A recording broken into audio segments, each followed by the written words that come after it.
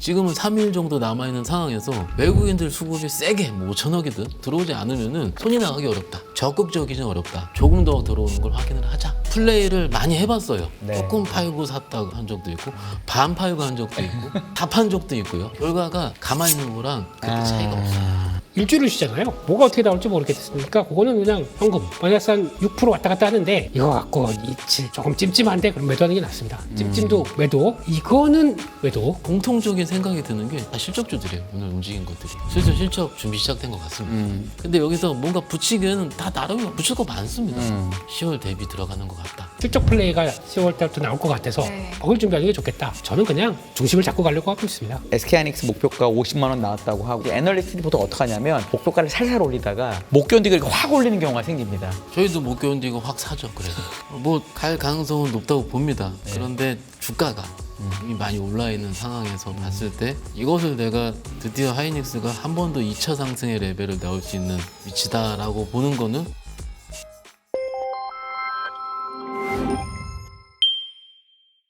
명절을 앞두고 있습니다. 이틀 남았습니다. 이틀. 네, 5월이 네. 오늘이 마지막이에요. 네. 4분기 앞두고 있는데 시장 어떻게 체감하셨는지 오늘의 총평도 여쭤보겠습니다. 이게 저희가 오늘 편하게 약보합이었잖아요, 시장은. 네. 그런데 저희가 약보합이었다 얘기할 때 제 기억에는 항상 약보합, 강보합이었지만 종목들은 하드하게 난리를 쳤다. 섹터 로테이션이 많았었다. 이렇게 말씀드린 적이 훨씬 더 많았거든요. 그런데 제 기준에 오늘은 그렇지 않았어요. 오히려 예를 들어 삼성전자가 뭐 오후에 좀 살짝 물리는 모습 조금이죠. 보이기도 했고 그랬는데 뭐 조선주 조금 뛰는 거 빼놓고는 사실 다른 쪽에서 그렇게 큰 뭔가 섹터 로테이션이 보이진 않았던 것 같고요. 그러면 시장 참여자들을 봤을 때는 생각보다 좀 잔잔하다. 잔잔한데 과거의 잔잔함보다 더 잔잔한 느낌. 그런데 과거에 이런 시즌에는 사실 좀 밀리긴 밀렸었거든요. 밀렸는데 지난주에 한번 미리 밀렸잖아요. 미리 밀렸기 때문에 참여자들도 이미 한번 밀린 거 가지고 내가 여기서 더 차익 실현을 하기에는 다소 좀 애매모호한 것 같다. 어제 시장이 좀 강했으니까는. 그래서 굉장히 좀 조용한 관망 분위기로 오늘 이루어진 것 같습니다. 아까 여쭤보신 것처럼 하나만 아까 이제 조선방산이 상당히 오늘 강했고 외국인들은 오로지 조선방산만 산 느낌인데 이래도 섹터의 로테이션의 느낌이 없다고 보세요? 이게 그 로테이션이 돼서 하면은 내일도 갈 것 같을 때 로테이션이 됐다라고 얘기를 드리거든요. 네. 그런데 뭐 들고 있는 분들한테 안 간다 말씀드리는 그런 논리가 전혀 아니고요. 네. 사실 뭔가 기술적으로라든지 혹은 시장 분위기 자체가 뭔가 와 하는 분위기는 아직은 안 보여요. 아직은 뭐 기준에 따라 다를 수 있긴 있는데 뭐 조금 좀 지켜보는 게 어떨까 이런 네. 생각합니다. 네. 크리스티에스님은 채팅창에서 순환매 사라진 지 본인이 체감하시기엔 한 1, 2주일 된 것 같다 뭐 이런 말씀도 주셨는데 대표님이 체감하시는 시장은 어땠습니까? 총평 마찬가지로 여쭤볼게요. 한 주 더 갈 겁니다. 다음 주는 장이 안 열리는데요. 그러니까요. 장이 없는데 제가 마음을 읽었군요. 네. 네. 그걸 어떻게 내일이랑 모레는 간다는 말씀이신 거예요? 가긴 어딜 남긴 갑니까? 남았어요. 아직 안 가요. 다음 주까지 안 간다는데 내일 모레도 안 가는 거 아닐까요? 아직 네. 안 가요. 예, 시장 열립니다. 예. 우리 앵커님 어디 가세요? 저는 네. 뭐 강원도도 갔다가 아, 갔다가 바쁘시군요. 네. 바쁩니다. 분주합니다. 위원님은 어디 푸켓? 아니요. 사이판? 한국에서 아, 계속 있습니다. 왜 이렇게 한국을 사랑합니다. 아니 그럴 때가 아니라 이렇게 롱 베케이션인데. 그래서 한국이 더 좋아요. 한국만한 데가 없다. 라고 그러시군요. 생각합니다. 네. 저 부장님도 오늘 총평해 주시죠. 시장 이야기 왜냐면 좀 해주시죠. 중요한 거예요. 이거 중요한 거예요. 왜? 왜냐하면은 우리가 밖으로 떠나느냐 아니냐에 따라서 마음이 바뀝니다. 주식하는 마음이. 예를 들어 네. 만약에 해외를 가서 조금 여유 있게 본다. 그럼 마음이 좀 느긋하다 보니까 주식을 더 팔아요. 제 마음입니다. 이거는 제 생각입니다. 예. 휴가 좀 느긋하게 즐겨야 되는데 뭐 이거 주식 때문에 내가 그렇게 되겠어? 마음이 약간 떠가기 시작하게 되면 주식 더 팔고 가더라고요.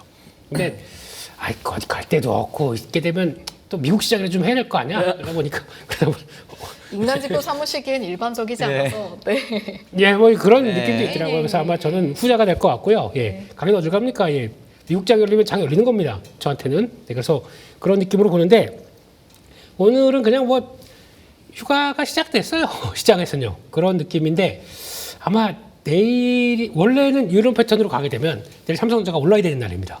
이거 내일 올라야 되는 날인데 오를지 모르겠어요. 지금 분위기는 예, 미국 시장도 그렇고 아마 지금은 딱 두 개가 발목을 잡거나 아니면 자유롭게 하거나 그렇게 될 것 같습니다. 하나가 셧다운, 예, 블랙핑크의 셧다운 아시죠 그 노래? 알죠? 예, 네. 불러주셔도 좋고요. 이거와 실적 시즌 두 개 가지고 이제 아마 공존하면서 저울질을 이렇게 왔다 갔다 할 것 같습니다. 뭐 FOMC는 전 모르겠어요. 그건 그냥 뭐 의원님이 그러셨잖아요. 그냥 2회 인하한다고. 그러니까 그렇게 믿고 가겠습니다. FOMC 아직 멀었어요. 한 달 남았으니까 뭐 벌써부터 한 달이면 초초초 장기 아닙니까? 아니 그래도 이렇게 아무리 그래도 생각은 하고 좀 매매를 해야 될 거 네. 아닙니까? 네, 그런 쪽에서 그 두 개 가지고 왔다 갔다 하는데 거기서 우리 눈높이에 얼만큼 맞아주느냐. 근데 당장 나가는 게 셧다운인데 셧다운 관련된 쪽들도 일단 또 이건 뭐 이제 뭐라고 정치는 우리나라 정치도 모르겠는데 미국 정치까지 얘기가 하겠느냐. 근데 지금 그 상원이 53대 47이잖아요. 근데 7명을 더 끌고 와야 됩니다. 필리버스터 때문에. 그래서 그게 되면은 3분의 5다 보니까 60석이 마련돼야 되는데 그게 어렵다고 하더라고요. 네. 왜냐면 지금 민주당 분들은 다 삐져 이런 상황이다 보니까 극과 극으로 대치돼 있다 보니까 그게 되게 많이 좀 그렇다 그래서 조금 오래 걸릴 수도 있겠다라는 쪽들인데 여기서 중요한 게 이제 신평사 같아요. 신평사 친구들이 요거 봐라 이러면서 또 막 툭툭 던지기 시작하게 되면 기분이 안 좋지 않습니까? 거기다가 조금 장기화되기 시작하게 되면 미국 시장에 대한 출렁이면 좀 더 있을 수 있겠다 그런 생각이 드는데 그렇다고 해서 이걸 바라보면서 매매를 하자는 것도 좀 웃기잖아요. 그래서 그런 쪽에서 약간 생각보다는 좀 시간 걸릴 수 있겠다라는 쪽들인데 그런데 만약에 실적이 생각보다 딱 좋게 나오기 시작한다. 근데 우리는 또 그렇죠. 그러면 조금 좀 선방하려고 하는 것 같기도 할 것 같고 그런 쪽으로 보다 보니까 이래저래 고민은 많아지고요. 어떻게 하라는 얘기인지 제가 오늘 간만에 무슨 얘기인지 모르겠어요. 아, 준비하신 장표를 갖고 얘기해 주시면 안 될까요? 이런 여러 가지 얘기를 많이 다 드렸는데 그걸 저도 정리가 안 돼요 지금요. 그러니까 정리가 안 돼서 정리를 해야 되는데 빨리 그렇습니다. 정리를 하고 가시죠. 네, 앞으로 벌어질 일에 대해서 네. 네, 그렇다라고 봐야 될 것 같고요. 그래서 미국 증시는 뭐 여러 가지 이슈에 비해서도 잘 버틴다라는 것 같고 그냥 뭐 정책, 한국적인 정책 그럼에도 불구하고 달러 금리는 하락세로 가고 있다. 요거 셧다운 오래되면 이게 항상 움직이더라고요. 그거 하면 변화 봐야 될 것 같고 현선물 매수는 살짝 너무 들어갔는데 민망하던데요 규모가 아까 보니까. 네. 아니, 매도보다 낫지 않습니까? 그건 그렇죠. 네. 네. 코스닥은 또 왜 이렇게 꽤 팔아요? 많이 팔았더라고요. 네, 그래서 좀 그런 느낌. 근데 왜 그러냐고 보게 되면 될 수 있는 건 딱 그거밖에 없습니다. 신용 잔고가 와 코스닥으로 이제 몰리고 있나요? 이쪽에서 그 삼성전자, SK하이닉스를 팔더니 예탁금은 쫙 늘었고 그걸 가지고 코스닥으로 막 이제 플레이가 들어온 것 같은데 이게 거의 수직 상승하고 있어요. 신용 잔고가. 이건 코스닥이요? 코스닥만요. 코스피는 살짝 꺾입니다. 이거는 그렇게 썩 좋은 모습은 아니거든요. 그래서 너무 그 연휴 전에 무리하지 마세요. 신용 네. 가지고. 예. 신용은 좀 그런 것 같고 그런 쪽에서 강세 업종 마리아나가 들어와 있는데 아침에 보고 깜짝 놀랐습니다. 칸나비다올?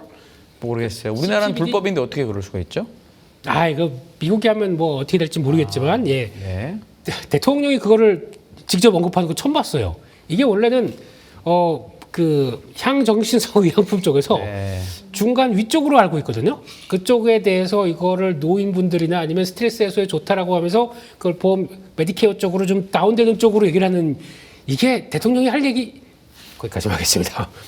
양자모도 우리는 또 블로그 주간 들어오다 보니까 거기서 나오는 산업부 쪽에서 얘기가 조금 나오다 보니까 우리도 좀 움직였어요. 근데 지속성은 모르겠습니다. 항상 이쪽은 맨날 이슈 나오게 되면 음봉이니까. 네, 그래서 거기서 넘어가고요. 전선 쪽으로만 움직였습니다. 그래서 약간 보면은 조선기자재, 방산, 전선, 뭐 LNG 이런 쪽들 쭉 움직이게 되면 방산우주항공도 조방원이 다시 원은 빠졌네요. 원만. 원은 지금 원한이 좀 있어서 지금 약간 좀 쉬고 있습니다. 네, 그래서 그렇게 있는 것 같고 네. 중소형 철강이 움직이는 건 좀 특이한 것 같아요. 오랜만에 또 움직였던 것 같고 그런 쪽에서 강세 쪽들은 고정. 근데 제가 반도체 쉬면 나오는 현상이죠. 그런 것들은 봐야 될 것 같고 약세 쪽은 네이버 쭉 달리다가 쉬니까 이제 스테이블 코인, 인터넷 다 쉬고 정해놓은 유가 따라서 움직이는 것 같고 엔터는 왜 이렇게 힘이 없어요. 네. 아무튼 예, 이쪽 중국 소비주 쪽들 조금 좀 위축되는데 조금 아까 들어오면서 보다 보니까 8월 관광 통계가 나왔거든요. 와, 이제는 이제 170만 대가 4월 달에 돌파했어요, 월별을. 160만 대로 이렇게 주춤하다가 180만 대로 쭉 올라왔더라고요. 이렇게 되면은 8, 9, 10 여기 다 성수기인데 해볼 만도 한데 왜 이런지 모르겠습니다. 네, 여기까지 보겠습니다. 알겠습니다. 전반적인 시장 정리해 봤고 이제 시장 보면서 사실은 오늘 부장님 가져오신 이슈를 보니까 시장이 관망 중이긴 한데 외국인 없이는 상승 없다라는 소제목을 달아오셨는데 아까 이제 저희 시장 분석하면서 한상희 의원님이랑도 이야기 나눈 게 코스피에서 외국인이 이렇게 팔면 팔았지 사는데 이렇게 조금 들어온 걸 본 적이 있나라는 대화를 또 하기도 했거든요. 솔직히 이렇게 이슈화한 적이 없었던 거죠. 가끔씩은 그 약보합세로 조금씩은 들어온 적이 있긴 있는데, 네. 그러니까 금액을 말씀드리기가 민망하잖아요. 100억대 조금. 그것도 이제 동시호가 때 1,000억은 좀 팔았어요. 동시호가 때 하면서. 그러니까는 이게 외국인들이 들어올 때 막상 이제 저희가 매매하는 입장에 봤을 때는 아침에 들어오고 있을 때, 근데 반도체가 세다. 혹은 어디가 세다 했을 때 그때 자유롭게 좀 나름 강력하게 매매를 시작하는 경우가 많거든요.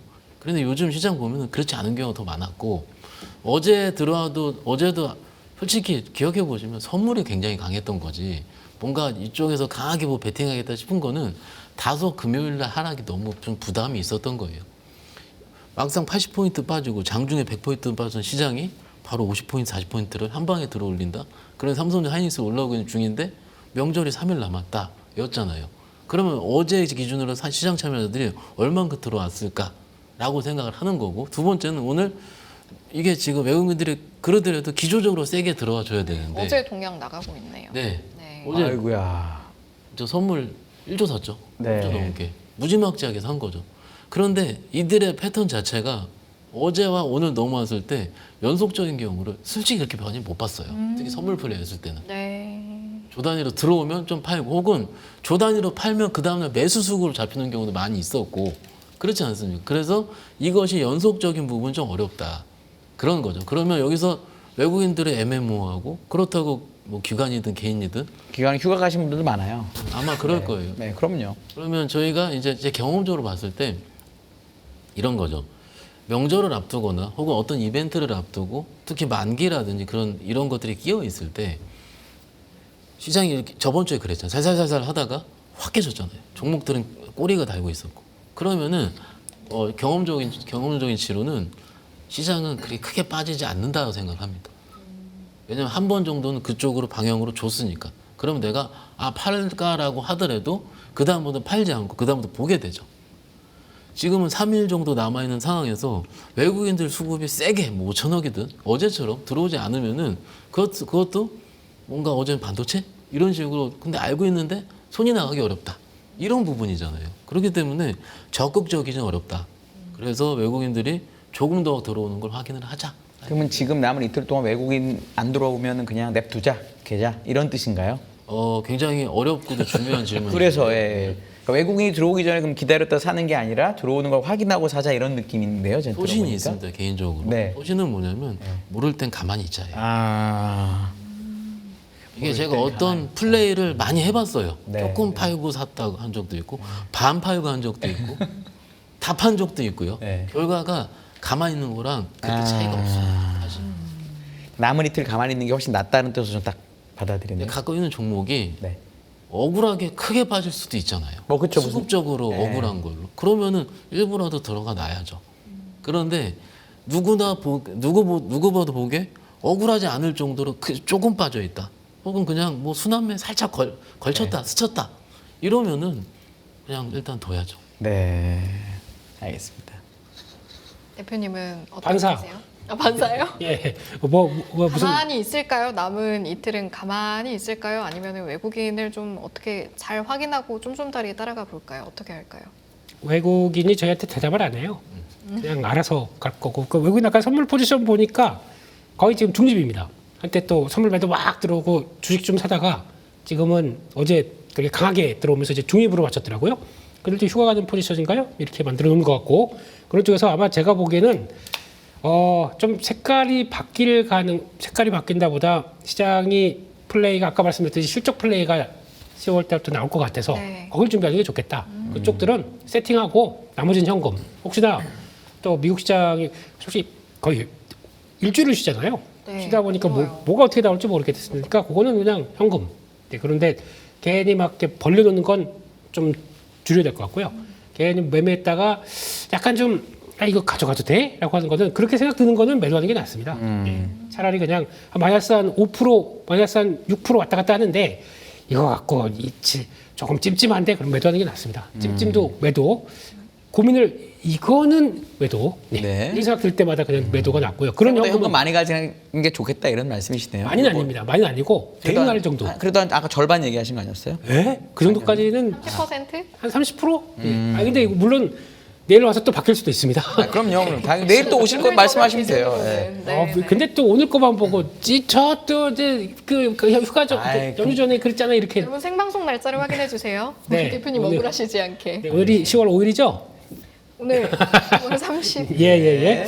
그래서 지금 그런 마인드로 가고 있는데 지금부터 세팅은 저는 수출 동향과 실적과 함께 이렇게 맞춰가는 쪽으로 그렇게 좋겠다는 쪽에서 반도체를 비롯한 다시 돌아가는 이제 조방, 전선, 원전, 화장품 이런 쪽들에서 살짝 분위기 맞춰놓는 게 더 좋겠다 네. 이렇게 생각을 하고 반대로 나온다. 그거 더 사야죠.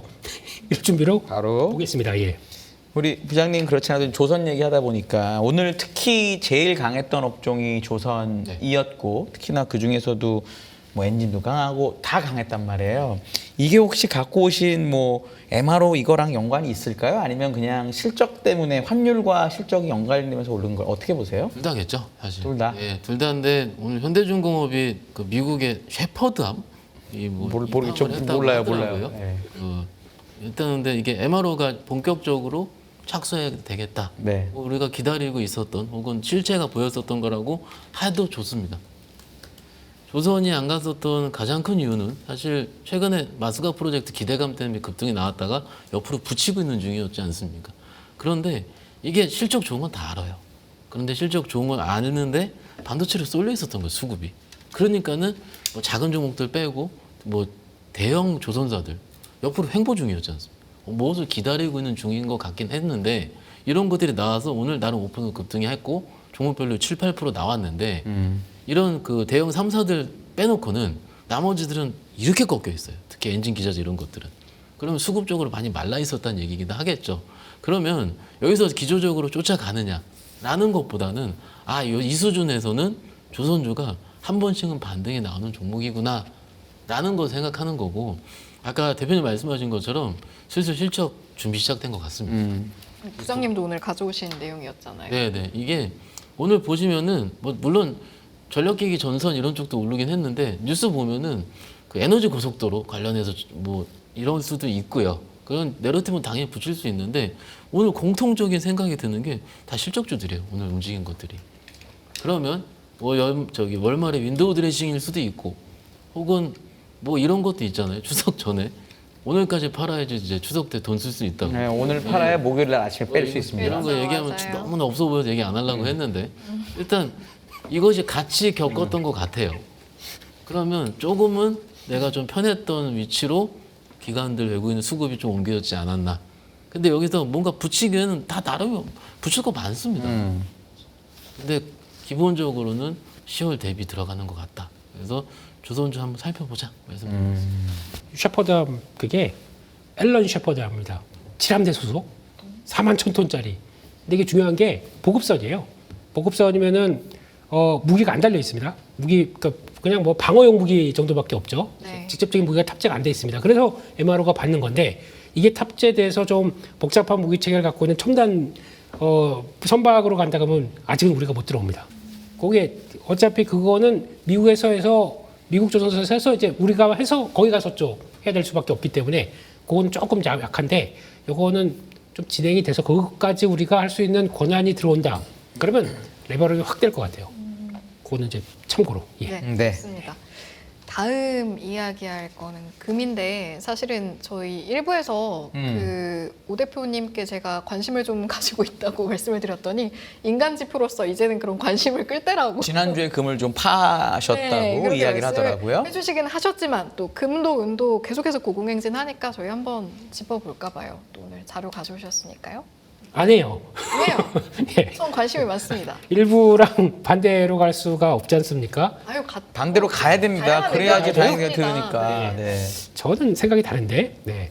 글쎄, 장기적으로는 유동성 때문에 모른다는 거였는데 단기적이다 이런 내용이었습니다. 예. 다양한 의견이 좋습니다. 예, 그냥 분할로 계속 봐야 될 때라고 생각을 하고 있습니다. 지금 같은 인플레이션, 그러니까 솔직히 지금 제가 인플레이션을 계산할 때 위원님이 더 잘 아시겠지만 미국의 물가 지수가 반영되는 게 지금 유가가 가중치가 훨씬 높아졌지 않습니까? 그러다 보니까 어떤 현상이 나오냐면 이번에 PC 지표를 쭉 본다고 하더라도 또 CPI 지표를 본다고 하더라도 유가가 빠지게 되면은 물가가 못 올라가게 돼 있어요.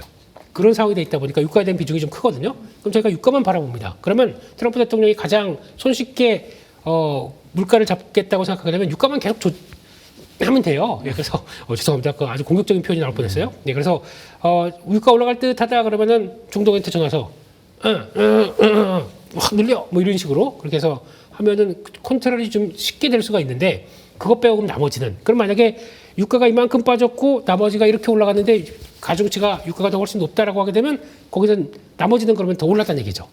그러다 보니까 물가는 지금 실질적인 피부 쪽으로 물가는 더 올라가고 있는데 지금 지수는 그렇게 나오는 현상이 나오다 보니까 네. 그거를 반영하는 게 지금 저는 이런 금, 은 이런 것 같다라는 생각이 들어서 그런 상황으로 보게 되면 나머지 쪽들이 이제 그러니까 나머지 물가 지표의 반란들이 나오기 시작했을 때는 피부적으로는 더 높아질 수밖에 없는 거죠. 그거는 한번 앞으로 보셔야겠다는 쪽을 그게 아마 금과 은이 슬슬 반영하는 게 아닐까. 그건 나중에 반영되게 되면은 진짜 하이퍼 인플레이션에 대한 촉발도 될 수 있다고 생각하거든요. 지금은 아닐 것 같겠지만 그런 쪽으로 봤을 때 지금 뭐 올라가니까 그런가 보다 싶어도 아마 여기서 만약에 조정 나온다 빠진다 그러면은 많이 살걸요. 또 대기 매수가 많을걸요. 거기다가 지금 중국에서 무슨 얘기가 나오냐면 중국도 중앙 인민은행이 금보유량이 상당히 많고 지난달 보니까 2,300톤 올해만 그렇게 산 것 같은데 미국과 중국이 가장 많다고 하죠 금보유량이. 그런데 중국 같은 경우는 아시지 않습니까? 왜 우리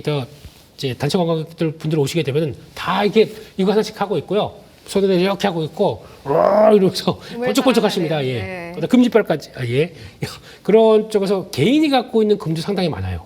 근데 지금 중국에서 어떤 얘기가 나오냐면 그 개인이 갖고 있는 것까지도 만약에 중앙은행에 예측하게 되면은 거기에 대한 이자를 주겠다. 이런 식으로 좀 유입하려고 지금 하고 있거든요. 중국 같은 경우도. 그렇게 되면은 잠깐만 이거 해서 가만히 있어서 돈이 안 되는 줄 알았더니 정부에서 돈을 주네. 라는 쪽으로 그러니까 이자 개념적으로 주네라고 하게 되면 부지가 바뀌게 되겠죠. 그런 쪽이다 보니까 금에 대한 수요는 더 늘을 수밖에 없다고 생각을 하고 있기 때문에 지금 이렇게 올라가는 거에 대해서 그걸 뭐 추격 매수할 필요는 없을 것 같고요. 그냥 그런 거 있지만 이 ETF 같은 경우, 그러니까 ETF를 통해서 약간 중장기로 본다라고 하게 되면 계속 꾸준하게 월급 타고 이것저것 통장에서 텅텅 빠져나가고 이거 남았는데 뭐 살까? 차라리 금 사는 게 낫지 저 않을까? 근데 여쭤보고 싶은 게 있었는데 금이 네. 그냥 금 ETF가 있고 아예 금 현물로 이렇게 할 수 있는 계좌 터서 할 수 있는 것도 있잖아요. KRX 금 네. 선물 예. 둘 중에 뭘 더 추천하세요? KRX요. 오. 그게 인출 시에 제가 확실하진 않는데 그게 보관 인출 시에 그 비용이 없는 게 KRX라고 알고 근데 있거든요. KRX가 예. 우리나라는 현물금은 무조건 부가세가 붙게 돼 있어요. 예. 그래서 그걸 또 내야 되고 그리고 얼마가 까여서 나옵니다. 그러니까 이게 ETF도 마찬가지. 결국 현물로 우리나라에서 금을 무자료금 거래하지 않으면 세금이 많아요. 야, 그건 그렇죠. 그리고 뭐 그래서 이제 현물로 사는 거는 사실 별 의미가 없고 없죠. 대신 금연물 계좌의 엄청난 장점은 세금이 없습니다. 매매 차익에 대한. 예. 근데 이제 금 ETF는 뭐 미국 금 ETF를 하신다고 하면 미국에 상장돼 있으니까 미국 주식으로 치잖아요. 네. 그러니까 매매 차익에 대한 세금이 있죠. 양도소득세. 네. 그래서 가장 보통은 금연물 계좌를 많이 씁니다. 부장님도 마찬가지실까요? 영업점에서 가끔 이렇게 찾는 분들이 있고 네. 또 매매하시는 분들 있긴 있더라고요. 근데 최근 들어서 문의는 많이 있었어요. 많이 있었는데 제가 인간지표예요. 제가 금 현물 계좌를 최근에 텄거든요. 네. 아하. 잠깐만요. 매도를 왜요? 근데 사실 네. 최근에 한 1, 2주 전, 뭐 3, 4주 전에 연락 오신 분들은 좀 급합니다. 그래서 뭐 상담 드릴 땐 천천히 하자라고 말씀드리고 나눠 사자 말씀을 드리는데 계좌 투자하시면 바로 사세요. 그냥 그 다음 날 바로. 아, 네. 어쩐지 계좌 뜨고 안 샀더니까 계속 오르고 있더라고요. 그래서 그러니까 내일 사야지 하는데 계속 오르고 있잖아요. 맞아요. 저도 인정은 해요. 네. 인정하는데 좀 급하긴 하죠.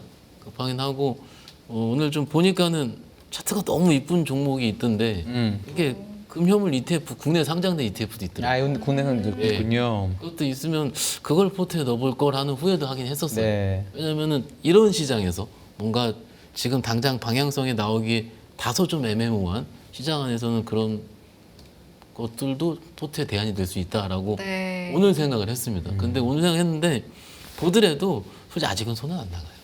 네. 지금 채팅방의 여론은 이렇습니다. 제가 계좌 텄으니까 끝물이다. 이제 끝났다. 계좌가 어디 있더라 매도를. 네, 자료 이야기로 다시 돌아가 보겠습니다. 어쨌든 여러분 분석이고요. 추천드리는 건 아닙니다. 네. 네, 그렇습니다. 그래서 그냥 인플레이션의 시대에 내가 과연 뭘 할 수 있을까? 그렇죠. 그래서 하나의 작은 수단이다라고 생각하고 있기 때문에 그렇게 보셨으면 좋겠고, 네. 근데 항상 그럴 때마다 두 번째, 그러니까 약간 이등주가 급등하는 것처럼, 은도 거의 뭐 지난번 유럽 재정위기 나왔던 벌써 이제 back to the 10 years고, 문법이 안 맞네요. 10 years고. 그래서 그때 가격대까지 지금 다 왔어요. 그러다 보니까 과거 80년대 수준 정도까지도 좀 유박하는 정도로, 그러니까 지금 이게 촉발은 관세를 통해서 물가가 올라가는 여러 가지 현상들을 다 감안을 해서 이쪽들은 벌써 이런 식으로 진행되고 있다라는 쪽인데, 그러니까 보통 이제 투기 버블을 만들 때 보게 되면 이런 것도 이걸 돌파합니다. 일반적으로는 돌파, 그러니까 각도가 지금 가팔라서 그렇지. 근데 못 가고 다시 밀린다 그러면 차라리 이게 쭉 밀려서 금이 조정을 받게 되면 은은 더 많이 조정을 받겠죠. 그러면은 만약에 매매 플레이를 한다.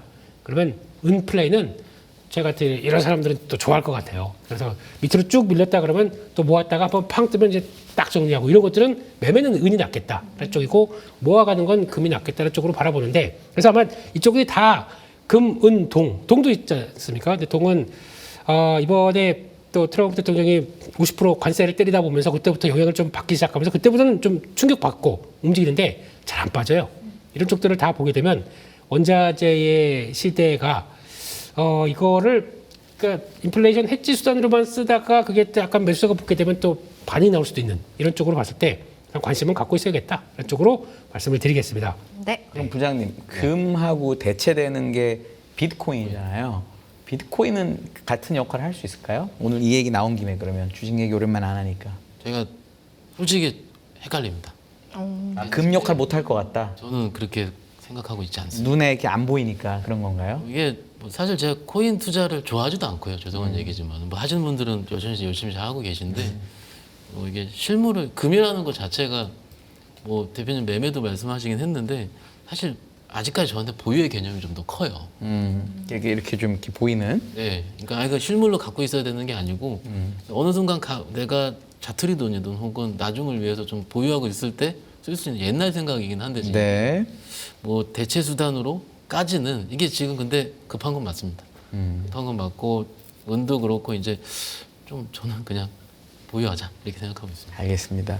다음에 이제 반도체가 너무너무 핫하고 일부에서 그 얘기했지만 오늘 그 우리 김민수 대표께서 이 하드디스크 사이클 얘기 제가 아까 단톡방에도 올렸지만 한 달 전에 메모리가 맛이 가고 HBM이 경쟁이 치열하고 이러다는 사람들이 한 달 만에 이제는 드디어 이 메모리 사이클의 가장 밑단에 있는 하드디스크가 4년 간다는 콜이 나오기 시작하거든요. 요거 어떻게 봐야 되는지 설명 한번 해주시면서 가시죠. 저는 이렇게 한 달 만에 그냥 태세전 하는 게 참 역시 서양 애들이다라고 느끼긴 하지만 한번 얘기 좀 해주시죠. 서양도 그렇고 네.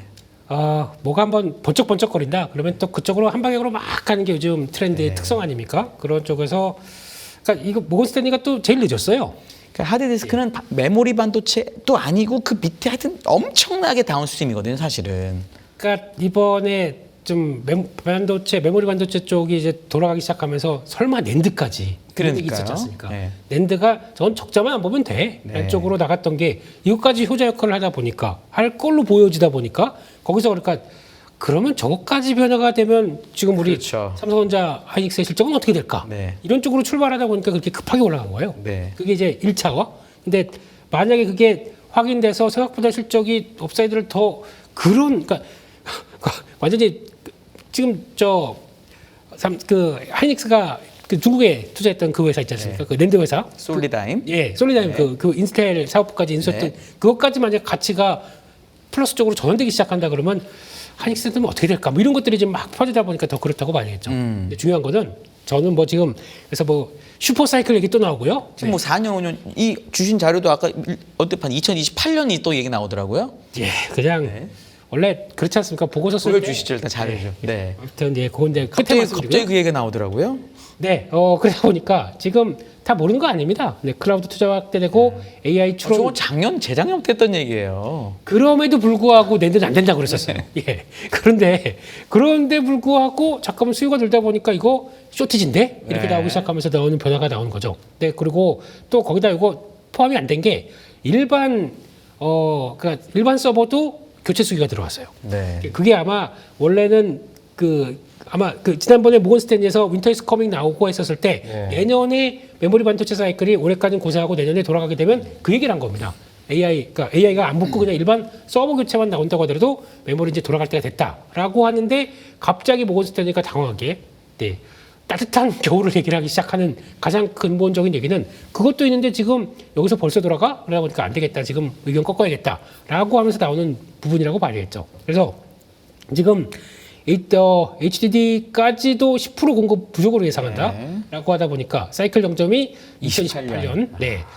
그러면 저대로면 아직 먼 거예요. 주식은 진짜로. 그러니까 이게 맞다면 그러니까 아직 먼 거예요. 지금 요거 삼성전자나 하이닉스 요거 올라간 거는 네. 세 발의 피입니다. 그렇죠. 저게 저 말이 맞으면. 네.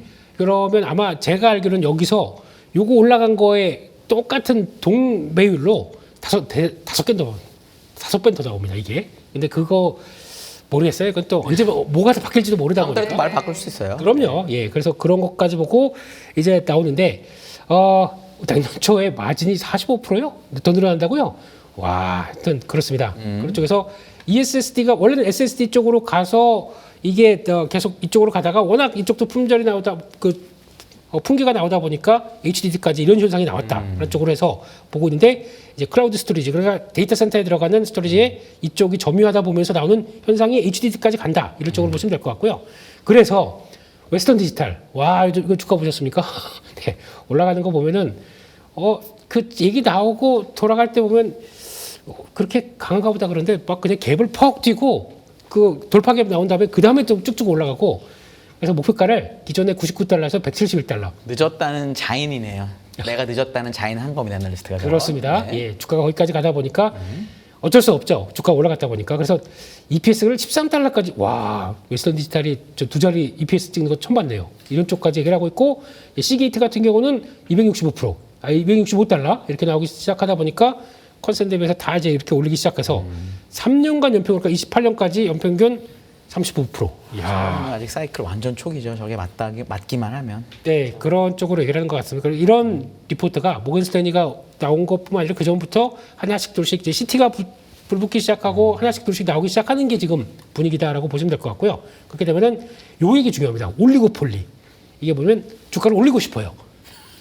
아니고요. 예, 이거는 과점이다. 예. 과점, 독점 이런 예. 거죠. 네. 몇몇 개 회사가 네. 예, 다 모여가지고 올리고당 이런 느낌 나셨죠? 음식료 아닙니다. 예, 그런 쪽으로 너무 저희 세 명을 띄엄띄엄 보신 거 아닙니까? 하고 싶었어요. 던지고 싶었어요. 입이 근질근질했습니다. 저 죄송합니다. 옆에서 끄덕끄덕거리고 있었는데.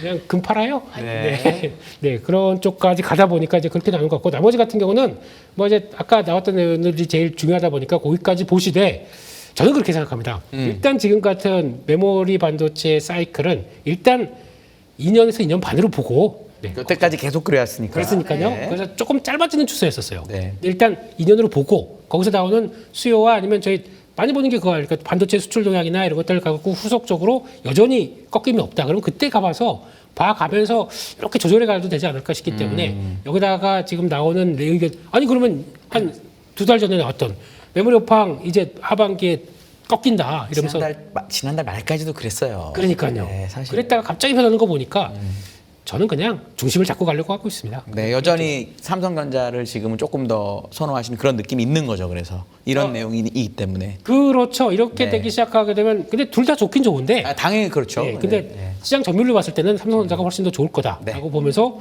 그쪽도 같이 편입. 다시 한번 말씀드릴게요. 저 갖고 있어요. 갖고 얘기 있고. 옛날부터 하셨으니까. 네. 알겠습니다. 그리고 또 이번에 보니까 86,000원대 갔다가 이렇게 쭉 빠졌다고 저 팔았다고 하시더라고요. 안 팔았습니다. 그냥 그게 돌파가 돼야 그 다음 자리로 간다고 해서 단기 저항이다라고 말씀을 드린 거지. 거기 갔다 그래서 쭉 가서 낼름 팔고. 억울하셨나 보다. 예. 네, 한 번 더 기회를 드릴게요. 네. 안 파셨다. 네, 86,000원대 저항은 맞습니다. 네. 근데 아직은 안 팔았습니다. 왜냐면 간다고 하더라도 한 두어 번 더 터치를 할 수 있고 거기서 돌파하게 되면 다른 변화가 나올 수가 있기 때문에 박제해야지 이거. 네. 그래서 그렇게 보시는 게 좋겠다 말씀드리겠습니다. 네. 우리 부장님은 요거랑 관련해서 SK하이닉스 목표가 50만 원 나왔다고 하고 50만 원이 꽤 높게 이제 사람들이 이제 애널리스트들이 보통 어떻게 하냐면 목표가를 살살 올리다가 못 견디고 이렇게 확 올리는 경우가 생깁니다. 이런 식으로. 저희도 못 견디고 확 사죠. 그래서 사도 되나요? 그러면 확 메모리. 뭐 메모리 빼고 얘기할 수 없죠, 우리나라에서는 사실. 저희가 목표가를 볼 때 이제 왜 올렸는지 봐야 되고 그렇죠. 26년도 영업이익 51조 이상 보더라고요. 왜냐하면 제가 저저번인가 와서 메리츠 증권 애널리스트 분 거를 제가 네, 그때 처음 56조 원 나왔었거든요. 그래서 목표가를 이제 50만 원까지 올리셨고 네. 내용은 뭐 다 아시는 뭐 디램 랜드 동반 현상부터 시작해서 쭉쭉 보고 왔는데 뭐 갈 가능성은 높다고 봅니다. 네. 그런데 사실 주가가 이미 많이 올라 있는 상황에서 봤을 때 이것을 내가 드디어 하이닉스가 한 번 더 2차 상승의 레벨을 나올 수 있는 위치다라고 보는 거는 아직은 조금 더 무르익어야 되지 않을까 싶어요. 이게 시장 분위기도 그렇고 이번 그 하이닉스 삼성전자는 시장으로 더 봐야 되지 않습니까? 그렇죠. 예, 시장 분위기 자체도 조금 더 있어야 된다라는 거고 이게 옆으로 붙일 때 소부장 종목들이 왔다 갔다 해요. 그런데 이게 아까 오늘 개인적으로는 이제 실적 시즌 준비하자의 논리로 좀 왔는데 아까 HDD 얘기하면서 시장에서는 이 SSD 관련 종목들 많이 올랐거든요. 그것도 밑에서 거의 더블 나왔어요. 거의 80% 올라왔어요. 그래서 오늘 오르다가 다 밀리더라고요. 물론 전자도 살짝 눌리기도 했고 그랬는데 9월 말인 상황에서 10월로 넘어갈 때 물론 연휴가 남아 있긴 있지만 여기서 많이 올랐던 소부장 종목의 3분기 실적이 어떻게 될지를 저는 알고 싶어요. 다 알고 싶겠죠, 당연히. 그러나 이게 소부장 종목들의 특징이 커버가 많이 일어나지 않는다는 점. 그리고 저희가 그 자료를 이렇게 너무나 나이스하게 보기는 사실 삼성전자 하이닉스 보는 것보다는 덜하다는 점. 그렇죠. 그래서 추정치를 좀 보고 싶은데 한 종목당 추정치 두 군데 커버인 데 있고 이러잖아요. 소부장은 너무 종목이 커버가 작으니까 그리고 숫자가. 심지어 종목이 너무 많습니다. 네. 뭐 전공정, 후공정, 뭐 ESSD 다 하나씩 해야 되는데 그러면 시장에서 갈피를 좀 잡아줘야 되는 거거든요. 그런데 그게 갈피를 잡아주는 게 보고서예요. 근데 오늘 기판 관련 보고서 나오긴 나왔더라고요. 근데 개인적으로 기판은 또 거의 마지막 사이클에 움직이는 소부장 안에서 기억을 하는데 여기까지 나왔으면 좀 끝물인가? 그러면 항상 뭐 저번 주에도 그랬고 저번 주 올라올 때 그러긴 했지만은 시장 참여자들이 고민을 하면서 꾸역꾸역 올라간 게 느껴져요, 지금은.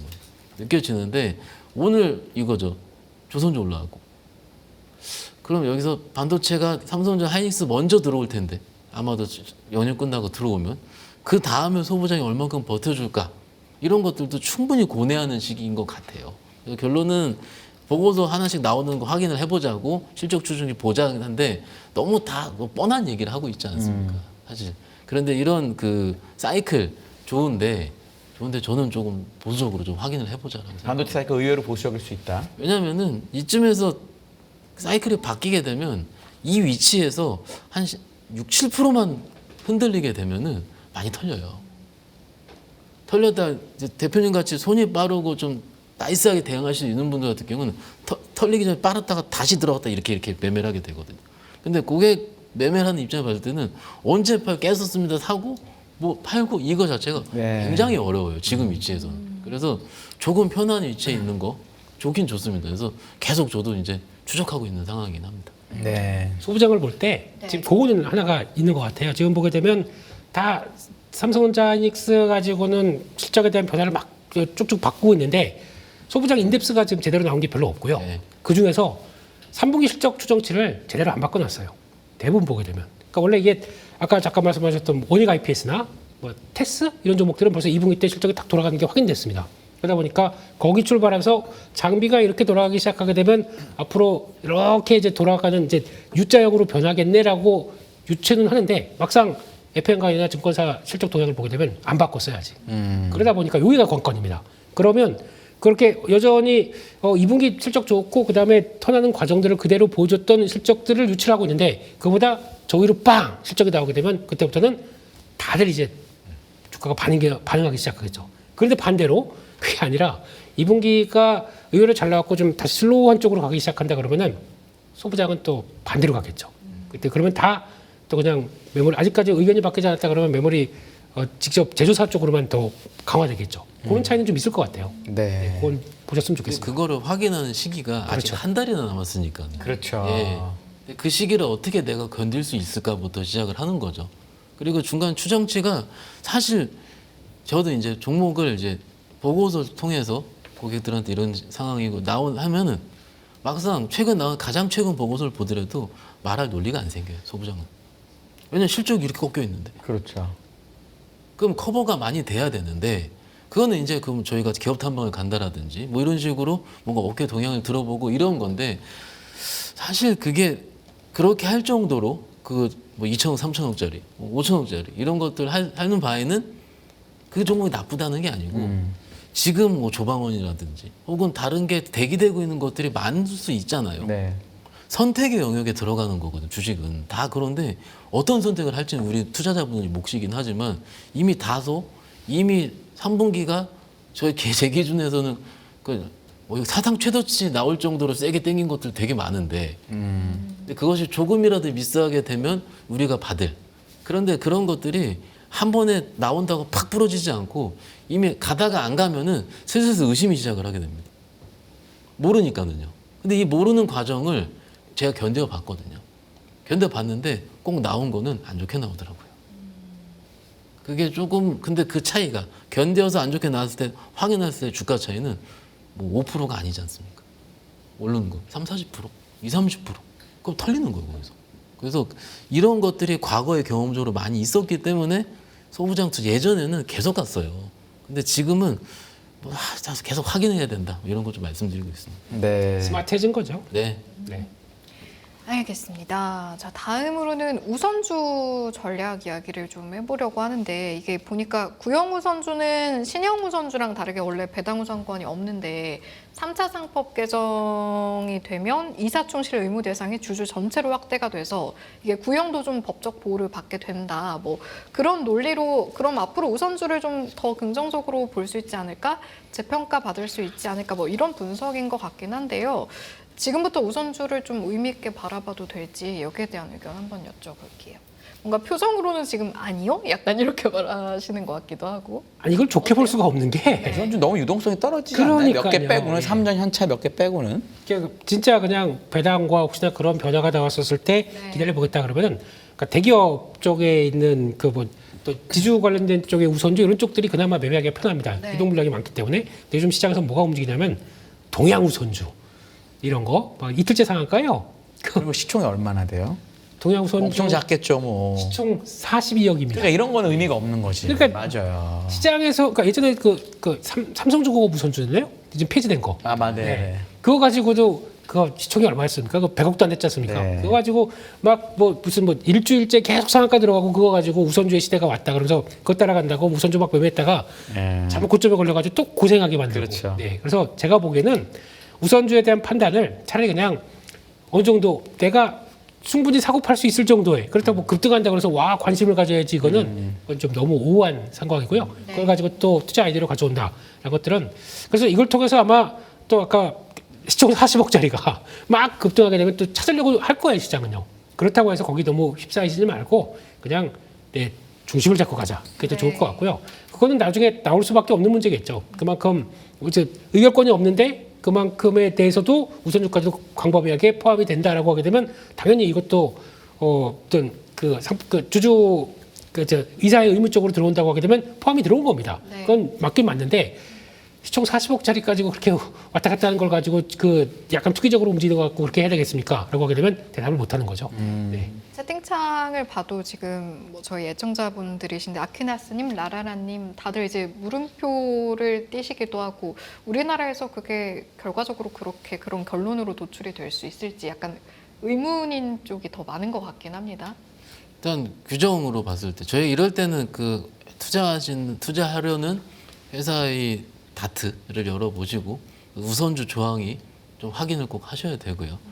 그러면 우선주를 사는 이유가 의결권 없이 그냥 배당을 조금 더 많이 받으시라는 겁니다. 더 싸게 살 수 있는 배당 수익률이 높은 거죠. 그리고 네. 그러니까는 매매 차익도 나올 수 있고 뭐 배당도 더 받을 수 있고. 근데 목적에 따라 다른 것 같은 게 배당은 지금은 사실 배당 시즌이 아니니까 오히려 내년이라든지 혹은 연말 내년 넘어가면서부터 하는 게 사실 배당을 하려는 더 목적에 맞을 거고요. 주식을 하는 제 입장에서 봤을 때 이럴 때 이런 것들 이런 거는 사실 위험합니다. 아까 대표님께서 살짝 말씀해 주긴 했는데 그 유동성이 그냥 떨어지는 수준이 아니고요. 처참합니다. 한 주인데 뻥크 펑크 구멍 이렇게 뚫려 있고 여기서 이렇게 있어. 호가가. 그러면은 그래도 배당 뭐 이런 거 하시는데 10만 원, 20만 원 사시려는 거 아니잖아요. 그렇죠. 근데 대기업 우선주들도 최근에 거래될 때도 삼성전자는 빼놓고요. 사실 몇 천만 원 매매하기 어렵습니다. 한 번에. 제가 팔려는 가격에 한 번에 지금 팔겠습니다 했을 때 호가를 대놔야 돼요. 저도 나눠서. 그럼 지금 큰 기업 우선주들도 그런데 작은 우선주들을 그 안 됐을 때 이거는 사실 투기입니다. 그렇지. 네. 그래서 투기를 하려고 하시는 건 말려드릴 수는 없지만 네. 저도 어렸을 때 못 팔고 많이 욕 먹어봤었고 이걸 왜 못 파느냐 직접 의뢰를 하셨는데 안 팔리는 거예요. 호가를 6도가 내리고 했는데도 안 팔려요. 그런 거를 꼭 유동성을 생각을 해보시는 게 어떨까 싶습니다. 네, 알겠습니다. 우리 김민수 대표께서 이 국민연금 국내 투자 비중 확대 시장 영향 갖고 오셨는데 제가 이걸 왜 하고 싶었냐면 국민연금이 어쨌든 우리나라 시장이 전 세계 1%밖에 안 되니까 우리나라 바깥으로 계속 나가면서 비중을 줄여왔었거든요. 이걸 늘린다는 게 생각보다 시장에 큰 영향을 줄 수도 있지 않을까 싶어서 이게 단기 효과인지 장기 효과인지 어떤지 좀 여쭤보고 싶었어요. 이게 이번에 대통령 국민과의 대화였나요? 그 기자회견하면서 나왔던 얘기였었죠. 왜 우리는 국민연금이, 그러니까 단순하게 그렇게 생각할 수가 있죠. 왜냐하면 우리는 시장이 작기 때문에 지금 운영하는 자산만 본다고 하더라도 1,200조예요. 그러면 이거 가지고 만약에 한국 주식을 사는데 거기에 또 변동성이 큰 시장 쪽에서 그게 다 노출된다. 이거 다 우리 나중에 노후 자산이지 않습니까? 그러다 보니까 당연히 국민연금이 할 수밖에 없는 선택이긴 한데 대통령께서는 왜 자꾸 밖으로 나가느냐? 그러니까 우리 쪽으로도 좀 더 비중을 확대되는 거 아니겠느냐라고 하다 보니까 보건복지부 장관이 그에 따라서 이제 대답을 한 부분들이 있었죠. 그걸 한번 뭐라고 대답을 했나? 아, 보여주시는군요. 네네네. 왜 이렇게 급하세요, 의원님? 죄송합니다. 천천히 가시죠. 이건 제가 예. 하드디스크가 보느라고 못 봤습니다. 예, 예.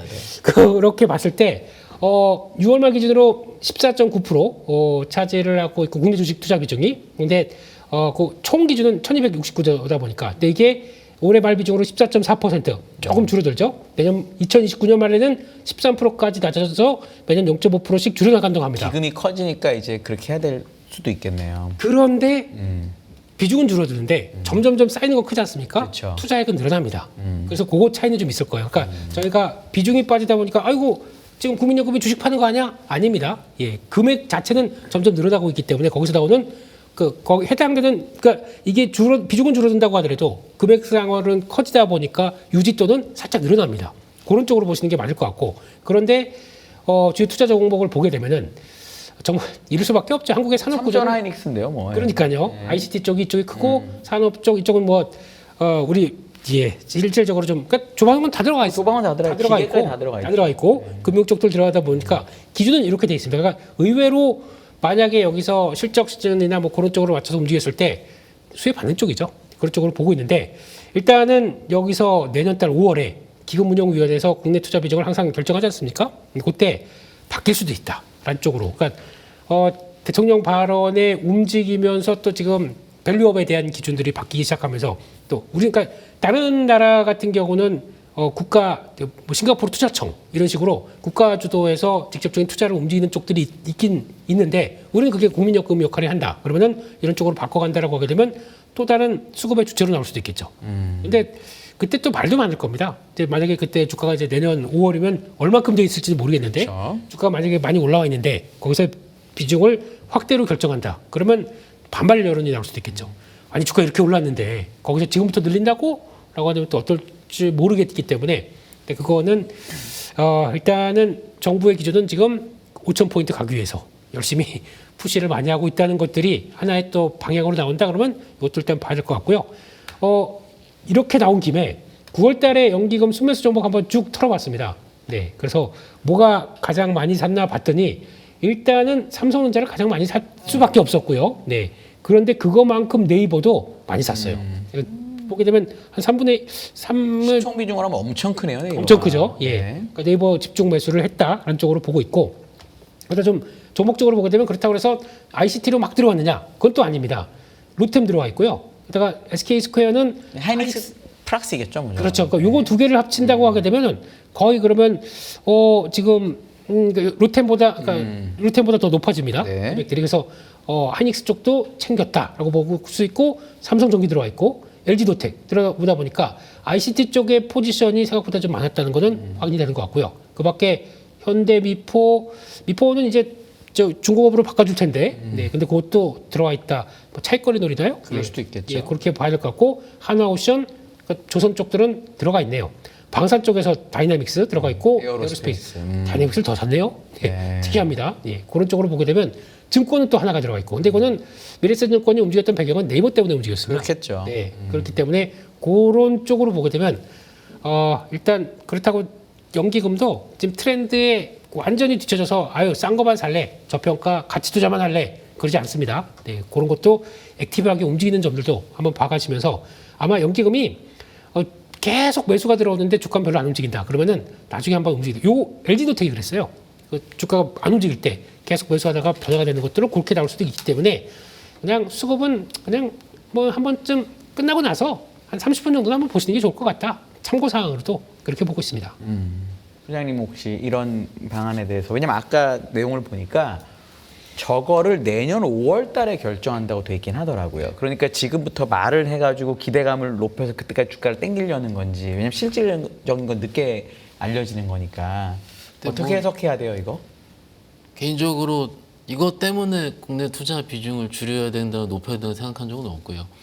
별로 영향 없다. 왜냐면은 기업 주가는 펀더멘털 따라가는 거고 갈로면 가는 건데 이 장표에서 봤을 때 조방은 금반지잖아요. 그 안에 들어가 있는 부분이. 그러면 앞으로 해야 될 부분도 미리 보여주고 있다고 생각을 합니다. 그런데 여기서 생각이 나는 건 종목들이 대부분 코스닥이 별로 없고요. 네. 성장 조짐이 별로 없고요. 이런 부분이 조금 안타까운 거죠. 왜냐하면 지금 코스피는 좋은데 이게 조금 약간 작은 종목 쪽으로 혹은 중소형주 단으로 좀 퍼져야 되는 부분인데 이게 연기금에서 계속 이런 쪽으로만, 물론 이쪽이 좋으니까 밸류에이션 나오고 실적이 좋으니까 들어가는 건 맞지만 지금 다른 단에서도 시장이 좀 퍼지는 걸 바라시는 분들 굉장히 많이 있거든요. 그래서 일부 중소형 단으로도 뭐 작은 분배라든지 이런 부분 좀 생각해 주셨으면 하는 바람을 가지고 있고요. 뭐 과거에 시장 어려울 때 연기금이 항상 백기사로 출동을 해주셨으니까 이거는 뭐 그냥 괜찮은 이슈라고 생각하고 있습니다. 네. 알겠습니다. 네이버 이야기도 좀 해봐야겠는데 오늘 보니까 26만 8,500원의 거래를 마쳤는데 워낙 순식간에 많이 올랐잖아요. 그래서 이제 상승 여력이 더 남아 있는지에 대한 부분 한번 얘기해 보면 좋을 것 같습니다. 저한테 네이버는 묻지 마셨으면 좋겠습니다. 예, 저한테 그래도 좀 물어보고 싶어요. 대답해 주세요, 제발. 네이버 얘기하면은 저 사람은 네이버 안 좋아하는 사람이야 이렇게 얘기를 하시더라고요. 말을 당장 바꾸셔도 돼요. 뭐가 문제겠습니까? 아니, 말 바꾸는 게 아니라 그러니까 확인할 건 확인하자. 아, 여전히? 예, 예. 네, 알겠습니다. 그래서 그냥 가격적으로도 27만 5천 원이면은 많이 왔다. 그래서 좀 줄이시거나 그렇게 했더니 그거 올라간다고 또 막 달려오셔가지고 가봐라 네가 민방꿀 이러면서 또 열심히 또 얘기를 많이 달아주셨더라고요. 감사합니다. 예. 내용 잘 받겠습니다. 근데 오늘 종가는 26만 7천 원입니다. 네, 거기 저항이에요. 네, 그래서 여기서 그대로 30만 원대 돌파는 좀 못한다고 생각을 했기 때문에 그쪽에서 올라갈 때마다 잠깐 줄였다가 확인할 거 확인하고 가자. 네. 뭐 지금 시장에서 그냥 알려져 있어요. 지분 가치가 뭐 거의 40조, 50조 될 걸로 합병법인이 돼 있고 그게 나스닥 상장한다면서요. 막 단독 기사 막 속출합니다. 지금 네이버나 두나무 같은 난리죠, 경우는 예 아직 서로 기싸움하고 있어요. 네, 그래서 누가 더 유리하게 기싸움하고 있는 게 결론이 쉽게 나겠습니까? 제가 보기엔 안 날 것 같아요. 그래 보게 되면 주가는 기대감 때문에 같은 건 좀 주춤하게 나올 수 있을 텐데 네. 그걸 가지고 저희만 이제 막 하는 건 좀 그런 것 같고 물론 가치와 스테이블 코인과 연결돼서 나올 수 있는 확장성은 분명히 있다고 생각합니다. 근데 그게 지금 아무것도 정해진 게 없는 상태에서 기대감 가지고 쫓아가서 매매한다? 저는 이게 아닌 것 같기 때문에 그래서 그거는 좀 경계하자라는 쪽으로 나오는데 주식을 제가 싫어하겠습니까? 저는 싫어하는 주식이 없어요. 모든 주식은 다 매매 대상이라고 생각하는 사람이기 때문에. 근데 눌린다 그래서 어느 정도 적정하게 눌렸다 그러면 저도 살 겁니다. 근데 그거 저기 막 올라가면서 저희가 그래서 뭐 막 얘기 나오면서 이슈 나오면서 막 올라갔을 때는 다 사고 싶어요. 네. 근데 그거를 참는 버릇도 트레이더가 해야 되는 상황이다라는 쪽에서 그렇게 말씀을 드린 거고요. 아이고 예, 그냥 앞으로 그만 쓰세요. 이제 네이버 주주님들 죄송합니다. 제가 잘못했습니다. 예. 그럼 고운 말 많이 부탁드리고요. 네, 마찬가지 질문 드려볼게요. 여력이 좀 남아 있을까? 아니면 이제 좀 끝에 다다른 것 같다. 어느 쪽이세요? 일단 지금 오늘도 그 뉴스단에서 막 회자되는 게 두나무 주식 교환이 계속 논의 중이다. 몇 대 몇인 일 갖고 난리죠 예, 지금. 계속 이러는데 먼저 처음에 올라왔을 때 기준이 뭐냐면 그것도 첫날은 그렇게 안 나왔고 한 2, 3일 있다가 이제 증권사 보고서가 쏟아나오기 시작을 했죠. 보고서의 내용이 뭐냐면 기존까지 18배를 받던 주식이 두나무랑 합병을 해서 지분 교환을 하고 하면은 멀티플을 더 할증시킬 수 있다. 20배에서 26배 정도를 줄 수 있다.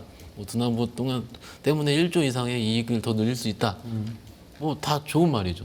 좋은 말인데 이 말이 나올 때 처음 뜬 날이 9월 25일인데 그때 144만 주 들어왔거든요. 기관에서. 근데 외국인은 팔았어요. 그 다음에 지금 계속 들어오고 있는 건 외국인입니다. 저기 기관입니다. 그런데 기관 투자가가 여기서 더 땡길 수 있을까? 그들이 매매가 그렇게 오랫동안 이런 걸로 지속될 수 있을까? 라고 생각, 외국인이 좀 더 세게 땡겨주지 않으면 이것 때문에 조금 이격은 높여져서 생각을 하고 개인적으로 이 지금 주식교환 논의라든지 비율 계속 많이 있을 겁니다. 그런데 이런 구간에서는 주가가 변동성이 심해져요. 근데 굳이 이 변동성이 높아 있을 때 변동성 심해질 때 구간을 들어가는 것보단 차라리 변동성이 좀 줄어들고 남들이 관심 안 가질 때 그때 했던 것들이 좀 더 수익은 높았었던 것 같습니다. 네. 추가적인 업사이드 저 바라고 있고요. 이때 6월 달에 물리신 분 많아요. 그런데 사실 그 시간적인 부분과 중간에 이제 나올 만한 그 제도적인 여러 가지들을 내가 감내할 수 있는 시장 여건이 되는지는 조금 고민해 봐야 될 것 같습니다.